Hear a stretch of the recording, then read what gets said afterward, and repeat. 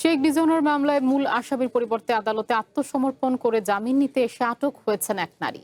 দুপুরে ঢাকার মহানগর দায়রা আদালতে এই ঘটনা ঘটে। শুনানির সময় সন্দেহ হলে ওই নারীকে আটক করার নির্দেশ দেন বিচারক। মামলার এজাহারভুক্ত আসামি নাসরিন শিকদারের পরিবর্তে মনোয়ারা বেগম নামে এক নারী আদালতে এসে আত্মসমর্পণ করে জামিন আবেদন করেন। শুনানির সময় বিচারকের সন্দেহ হলে বিষয়টি যাচাই করা হয়, পরে প্রকৃত আসামি না হওয়ায় তাকে আদালতের হেফাজতে রাখার নির্দেশ দেওয়া হয়। আটক মনোয়ারা বেগম বিভিন্ন বাসা বাড়ি ও আইনজীবীদের চেম্বারে পরিচ্ছন্নতা কর্মী হিসেবে কাজ করেন। তাকে আদালতে নিয়ে আসেন এক আইনজীবী। বিষয়টি বিচারকের নজরে আসার পর ওই আইনজীবী আদালত এলাকা ত্যাগ করেন।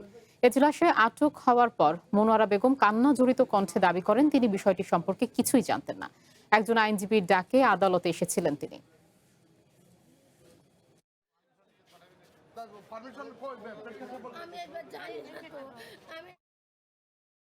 সন্দেহ হইলে তারে ব্যাপকভাবে জিজ্ঞাসাবাদ করলে পরবর্তীতে বিবাদী জানায় যে আমি এই বিবাদী না, আমারে টাকার বিনিময়ে সামান্য কিছু টাকা দেবে এই মর্মে বিজ্ঞ আদালতে বলছে যে একটা মামলায় যাইতে হবে, গেলে কিছু টাকা পাওয়া যাবে, মামলাটা খালাস হবে।